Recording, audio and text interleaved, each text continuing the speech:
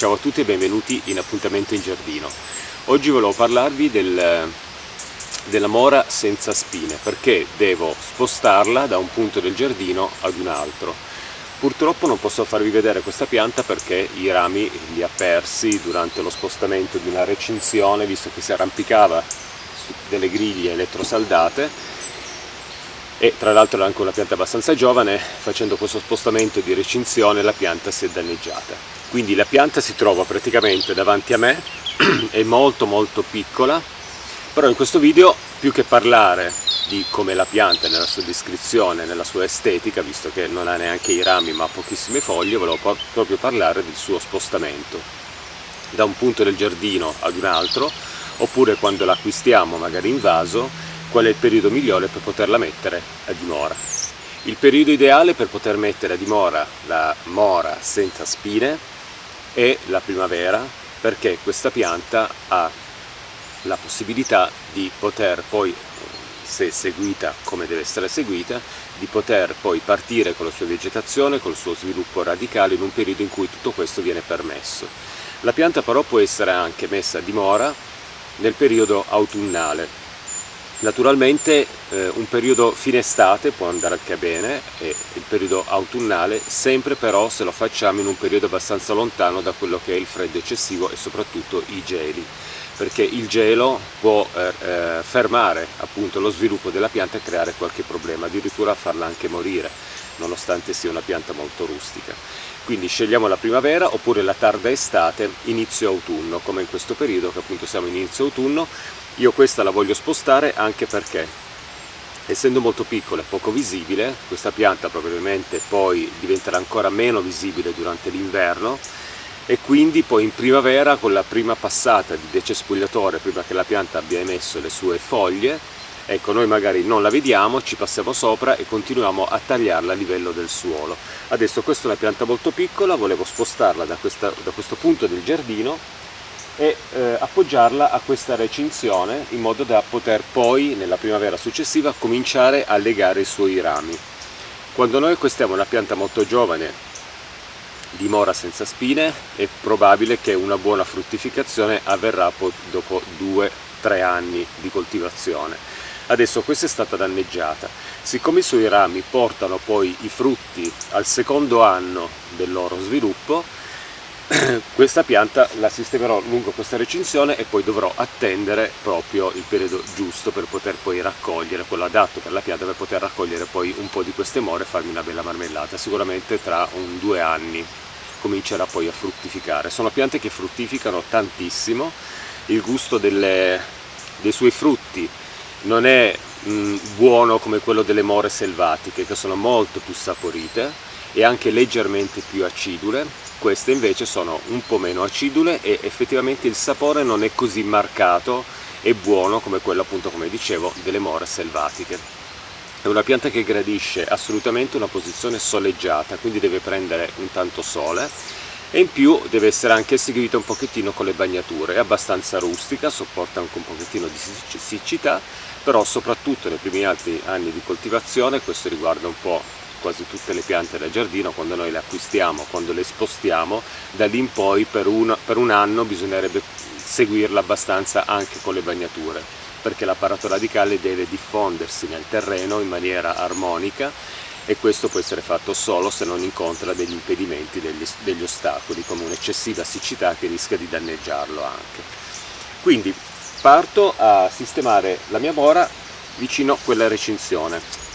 Così vi faccio vedere anche il tipo di terriccio che utilizzerò, che è quello da giardino, mescolato però con altri elementi, perché questa pianta richiede un terreno leggermente acido. Vado ad effettuare qui la buca perché ho un po' di recinzione da questa parte e un po' di recinzione da questa, in modo da poter poi legare questa pianta a ventaglio nel corso del suo sviluppo poi nei prossimi anni. Una volta che produce i suoi rami li pieghiamo sulla rete, poi quando avranno fruttificato si sceglieranno dei rami laterali secondari che sono ben sviluppati e si terranno quelli poi da legare sulla rete, che porteranno poi la fruttificazione poi il prossimo anno ancora. e quindi una coltivazione a ventaglio può essere adatta per questa pianta. Io scavo, è abbastanza semplice l'operazione, basta scavare una buca di impianto abbastanza larga, perché bisogna poi mescolare anche il terriccio che abbiamo preparato da aggiungere a quello del terreno. Io ricordo sempre che ho un terreno argilloso, quindi ricco di sostanza organica ma abbastanza pesante. Ecco la zolla con la mia piccola mora senza spine. Era una pianta di un'età, diciamo, di un anno. Questa pianta aveva un anno, quindi non molto sviluppata. Volevo staccarla dal terreno con più zolla, ma non ci sono riuscito. È venuta fuori così, e quindi la sistemerò nel buco d'impianto con questo suo piccolo panetto di terra, aggiungendo quella argillosa che sarà privata del primo strato superficiale dalle erbe. Adesso nella buca d'impianto vado a eliminare tutto ciò che c'è per quello che riguarda pietre e radici che si possono staccare. Vado ad inserire questo terriccio che mescolo, che è composto da 2 manciate di pollina, della torba e della perlite. Pollina perché voglio dare già un po' di nutrimento dentro la buca d'impianto della mia mora senza spine. Potevo usare il compost, ma come ho detto anche in altri video, ho avanzato ancora un po' di pollina in garage che poi non utilizzerò più, e quindi devo cercare di utilizzarla in qualche modo per non sprecarla.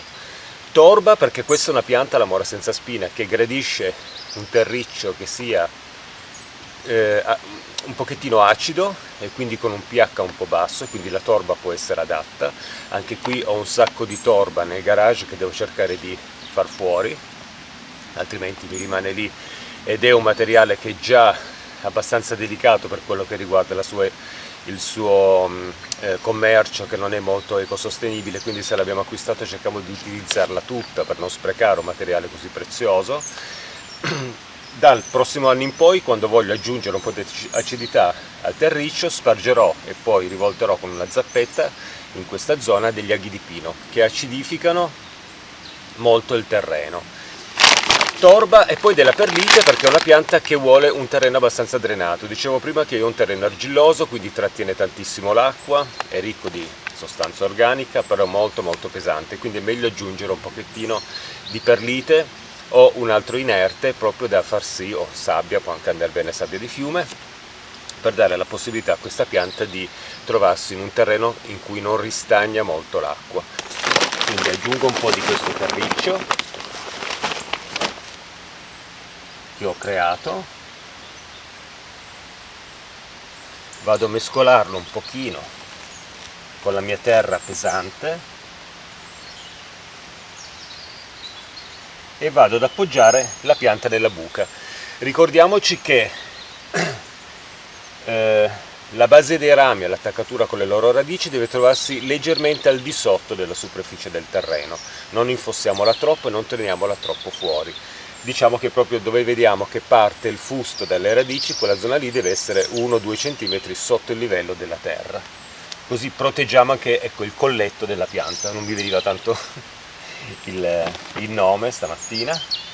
Il colletto della pianta deve essere anche abbastanza protetto, e poi continuo a riempire con un mix di terriccio creato stamattina con il resto della terra da giardino.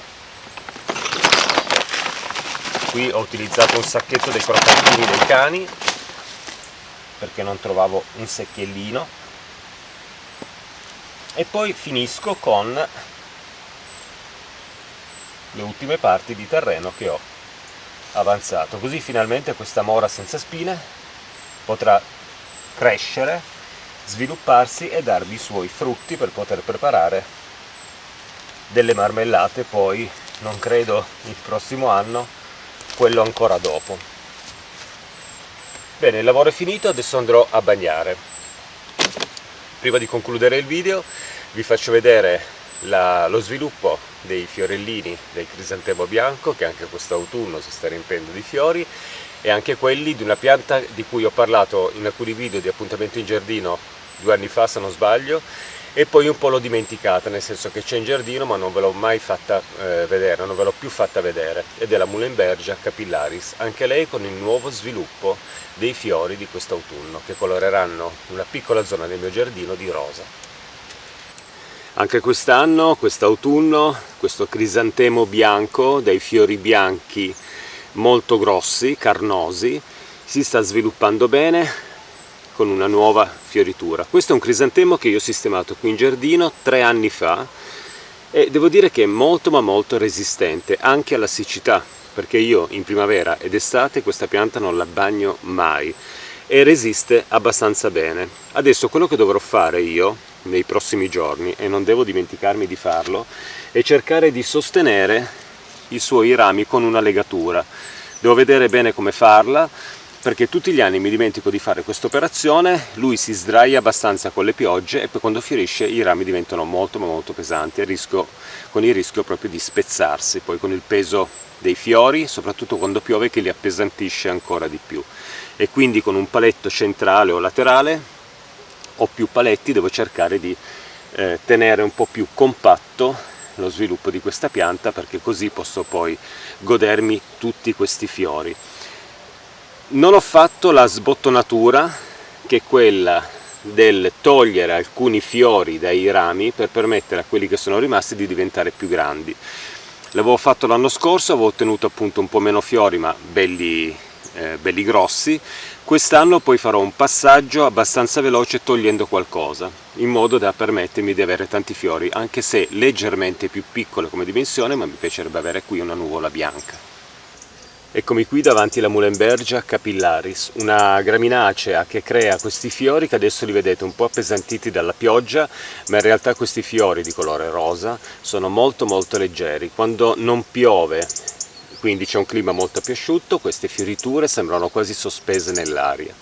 Leggerissime, non sono fioriture che colorano di un colore acceso il giardino, sono fioriture molto leggere, adatte per chi ama comunque le graminacee, proprio nella loro leggerezza e nel loro muoversi magari in una giornata un po' ventosa, quando i suoi fiori oscillano proprio al vento, e danno proprio questo aspetto leggerissimo alla fioritura di questa meravigliosa pianta, che non è molto appariscente. Adesso vedete questo colore un po' spento, sembra quasi un bianco sporco, ma in realtà quando ci sono giornate asciutte, nello sviluppo completo poi dei suoi fiori, perché qui sono partiti da poco nel loro sviluppo, questa pianta è proprio di un colore molto molto acceso. Vediamo se poi riesco a fare un video per farvi vedere proprio questa colorazione, sempre molto leggera, di questo rosa acceso, molto molto vaporoso, che sembra sospeso dalla pianta.